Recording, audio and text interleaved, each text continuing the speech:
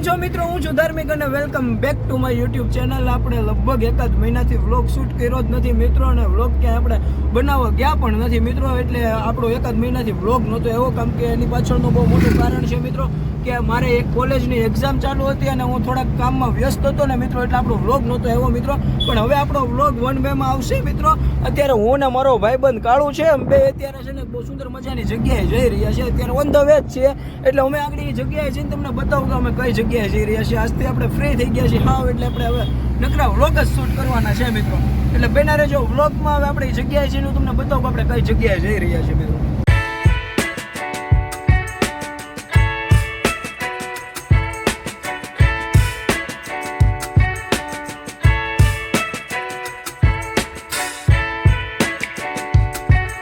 Finally મિત્રો અત્યારે આપણે છે ને ગાડીમાં સીએનજી પુરાવા ઊભી ગયા છે. કાળુભાઈ સીએનજી પૂરા છે. કાળુભાઈ કેટલુંક સીએનજી આવશે? ફૂલ જ હોય, ટાંકી ફૂલ જ કરવાની હોય. અત્યારે સીએનજી આ ચાલુ છે ગાડીમાં હોવાનું, અને હવે સીએનજી આપણે ગાડીમાં સીએનજી ફૂલ થઈ જાય ને મિત્રો, પછી આપણે નીકળીએ આપણી જગ્યાએ જવા મિત્રો.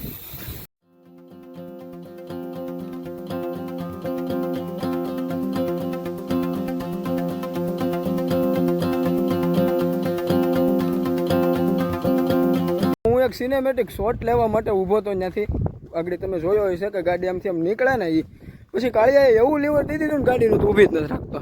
હવે જો હાલીને જવું પડે છે.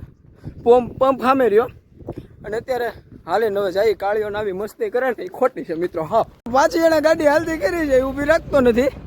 હવે આપણે કરવું શું મિત્રો, ગાડી આપણી બધું આપણું. કાળુભાઈ અત્યારે એની મનમાની કરે છે. રાખી તો છે ઊભી. કળિયા મજા નહીં આવે હો મિત્રો, બેહવા નથી દેતો. આવી જાય. કેમ ભાઈ તમારે શું છે ભાઈ, કાંઈ મનમાની કરવાની છે તમારે? એક સિનેમેટિક શોટ લેવા ઉભા રહ્યા હતા તમે, હાલતી કરજો ગાડી. દાદા યુટ્યુબર ને થોડોક એમ ન થાય ને, હાલા ને એમ થોડોક હાલે ને કસરત થાય. હું હમણાં વિડીયો બંધ કરી દીધા હતા એટલે હું પણ મિત્રો કાંઈ આવી કસરત હોય? એક સિનેમેટિક શોટ લેવા હાટું ઊભો, પછી એને ગાડી રોકી દઉં. કેટલો હાલીને એવો હોય આમ હોય કિલોમીટર તો કરવા પડે. હું હાલે મિત્રો, હવે આપણે કાળિયાને છે ને ઓફ કેમેરો કરીને પછી એને રિમાન્ડ આપી દઈએ. એટલે બેનારો મિત્રો વ્લોગમાં આપણે એને રિમાન્ડ આપી દઈએ ને ત્યાં આપણે પહોંચી જાવ. કાંઈ વસ્તુ નહીં થાય, એ તો આગળ ખબર પડશે. બધું છે, બધું થઈ જાય મિત્રો. ખાલી 10 મિનિટ ખમી જાવ, આપણે આગળ પહોંચી જવાના છીએ સ્થળે. આપણે જે જગ્યાએ જઈએ છીએ ત્યાં કાળું પણ રિમાન્ડ આપી દઈએ મિત્રો. આપણે કાળિયાને છે ને રિમાન્ડ આપી દઈએ તાકાતથી. રેડી કાળિયા? આપી ને આપણું કામ ને આપણું પાંદડું પાંદડું ને આ બધી ખાલી મિત્રો કહેવાની વાતું છે. બાકી આપણે એને છે ને અત્યારે રિમાન્ડ આપી દઈએ, આપણે જોડાવ્યા ને એમાં. અને અત્યારે છે ને અમે જઈએ જ છીએ. અત્યારે લગભગ કાળુભાઈ કેટલા કિલોમીટર રહ્યું છે? 2 થી 3 કિલોમીટર રહ્યું છે. ફાઇનલી મિત્રો આપણે જે જગ્યાએ પહોંચવાનું હતું એ જગ્યાએ પહોંચી ગયા છે. તપોવન ટેકરીએ આવી ગયા છે મિત્રો. આપણે આપણી ગાડી પણ અહીંયા જો પાર્ક કરી દીધી છે. કાળુભાઈ અહીંયા ઊભા છે અને આપણે તપોવન ટેકરીએ આવી ગયા છે. તમે જો એનો પહેલાં સિનેમેટિક શોટ જોઈ લો. એટલે સિનેમેટિક શોટમાં તમને ખબર પડી જાય કે કેવી આ જગ્યા છે. અને પછી આપણે હું તમને બતાવું, અહીં હનુમાન દાદાનું બહુ સુંદર મજાનું મંદિર છે અને આપણે હનુમાન દાદાના દર્શન કરીએ. સાથે મહાદેવનું પણ મંદિર છે અને અહીંયા બાપુ જે તપસ્વી બાપુ છે એમની સમાધિ પણ છે અને એમનું પણ મંદિર છે મિત્રો અહીંયા. અને અહીંયા ગૌશાળા પણ છે. જો હું તમને બતાવું સામે તો તપોવન ગૌશાળા એવું લખેલું છે. આપણે હમણાં ત્યાં પણ વિઝિટ કરીએ મિત્રો. પણ તમે પહેલાં સિનેમેટિક શોટ જોઈ લો અને આપણે હનુમાન દાદાના દર્શન કરીએ મિત્રો. તો બને રહેજો મિત્રો વ્લોગમાં.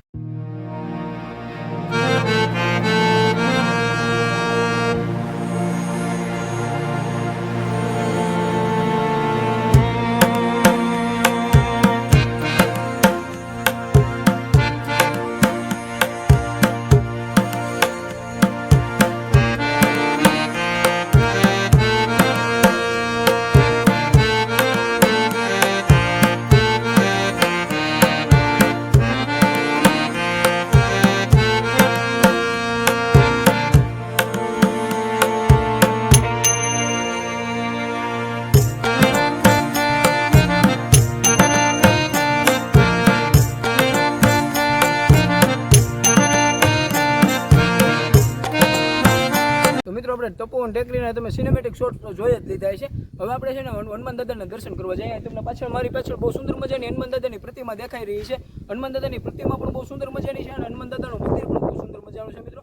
તો આવો મારી સાથે આપણે હનુમાન દાદાના સાથે મળીને દર્શન કરીએ. અને તો મિત્રો અત્યારે છે ને આપણે હનુમાન દાદાના મંદિરની એક્ઝેક્ટ બહાર ઊભા છીએ. અહીંયા વિડીયો શૂટ કરવાની મનાઈ છે, પણ આપણે હવે અહીંથી પરમિશન લઈ લીધી છે અંદર વિડીયો શૂટ કરવાની મિત્રો. આપણે બ્લોગ બનાવવું છે ને એટલે આપણે પરમિશન લઈ લીધી છે. અને હવે આપણે હનુમાન દાદાના દર્શન કરવા જઈએ મિત્રો મંદિરની અંદર. પણ આ મંદિર તમે જોવો ને આખું તો તમને દેખાય કે આખું બ્લેક કલરનું મંદિર દેખાતું છે, પણ એ મંદિરને મને અનુમાન તરીકે એમ લાગે છે મંદિર કે આ મંદિર બ્લેક કલરના આરસ પથ્થરથી બનાવેલું હોય એવું મને લાગે છે મિત્રો. પણ એ આપણે અંદર જઈએ અને હનુમાન દાદાના દર્શન કરીએ મિત્રો. આવો મારી સાથે. જય હનુમાન દાદા. બ્લેક આરસ પથ્થર તપે પણ બહુ છે મિત્રો અત્યારે.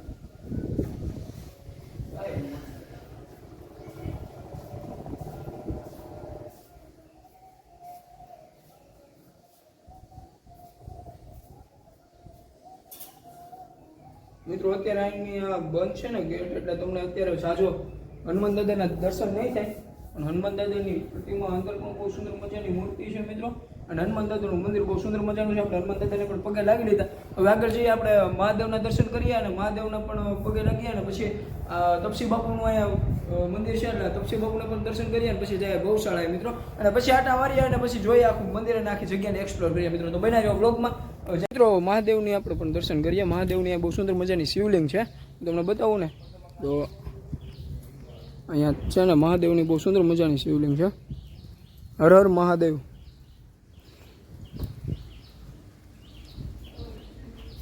મિત્રો મહાદેવની બહુ સુંદર મજાની શિવલિંગ છે અહીંયા, અને આવી આખી આ જગ્યા છે. મહાદેવના તો આપણે દર્શન કરી લીધા, પણ અહીંયા છે ને ગુરુ મંદિર પણ છે. આ ગુરુ મંદિર છે, તપસી બાપુનું બહુ સુંદર મજાનું ગુરુ મંદિર છે. જય તપસી બાપુ. આપણે મહાદેવના દર્શન કરી લીધા, તપસી બાપુના પણ દર્શન કરી લીધા, અને આપણા જો અહીંયા બે ભાઈબંધો મેળા છે જે બહુ સારો એવો ફોન કર્યો આપણે, ને આપણને બહુ સારી એવી એની માહિતી પણ એમણે આપી છે મિત્રો. એ તમારો ખૂબ ખૂબ ધન્યવાદ મિત્રો. અને હવે આપણે છે ને મિત્રો હવે અહીંથી ગૌશાળા હું તમને બતાવું કે તપોવનની ગૌશાળા કેવી છે. મિત્રો આપણે છે ને હવે ગૌશાળા બાજુ જઈ રહ્યા છીએ, ગૌશાળા તરફ. આ તપોવન ગૌશાળા છે, ઉપર લખેલું છે, તમે વાંચી શકો છો. આપણે આની અંદર જઈએ અને જોઈએ કે ગૌશાળા આની અંદર તો ગાયું જ નથી. આમ છે મિત્રો, સોરી હો મિત્રો. અહીંયા છે ગાયો અને એવું અહીંયા બાંધેલું છે, અને બીજી ગાયો કંઈક ચરવા કે એવું કંઈક ગઈ છે. હવે અહીંયા કેટલી ગાયો હોય છે એવી મને નથી ખબર, પણ 2-3 ગાયો જો અહીંયા છે જે ચરે છે. છાયામાં બહુ સારો એવો છાંયડો છે. અહીં બધે નારિયેળીના ઝાડ ને બહુ સારા એવા વાવેલા પણ છે મિત્રો. ફાઇનલી મિત્રો આપણે તપોવન ટેકરીની આખી જગ્યા ફરી લીધા છીએ. આખી જગ્યામાં હનુમાન દાદાના દર્શન કર્યા. હનુમાન દાદાની બહુ સુંદર મજાની અહીંયા પ્રતિમા પણ છે, તમે વ્લોગમાં જોયા જ છે. હનુમાન દાદાની બહુ સુંદર મજાની પ્રતિમા છે. હનુમાન દાદાનું મંદિર પણ બહુ સુંદર મજાનું છે, અને અહીંયા તપોવન ટેકરીની ગૌશાળા પણ બહુ સારી છે. મહાદેવનું મંદિર છે, તપસી બાપુનું મંદિર છે, એટલે બહુ સુંદર મજાની આખી આ જગ્યા છે મિત્રો. આ તમને આખી આમ ડિટેલમાં બતાવું તો જો બહુ સુંદર મજાની આખી જગ્યા છે. અને હવે હું ને કાળુભાઈ અહીંથી નીકળી જ રહ્યા છે. કાળુભાઈ તો ગાડી વાળી બાળીને બધું તૈયાર જ રાખે, અમારે બધું એડવાન્સમાં જ અમારે કાળુભાઈ કરીને બેઠા હોય, એટલે હવે આપણે અહીંથી નીકળીએ મિત્રો, અને હવે જઈએ ઘર બાજુ. અને પાછા હજી એના જ લખણ ચાલુ કરી દીધા છે જે કરવાના હતા એના, એ જ એના બધા ઓલા કરવાના હતા ને કારનામાં એ કરવાના ચાલુ કર્યા છે. કાળુભાઈ હાલતી ગાડીમાં એમ નહીં બેહાય, બીજું બધી હવે રહેવા દેજો. હજી એટલી રિમાન્ડ આપી તો તમને હક નથી થતું. એટલે હવે મિત્રો આપણે છે ને નીકળી ગયા છીએ અહીંયા તપોવન ટેકરીથી, બસ જો જઈ જ રહ્યા છીએ.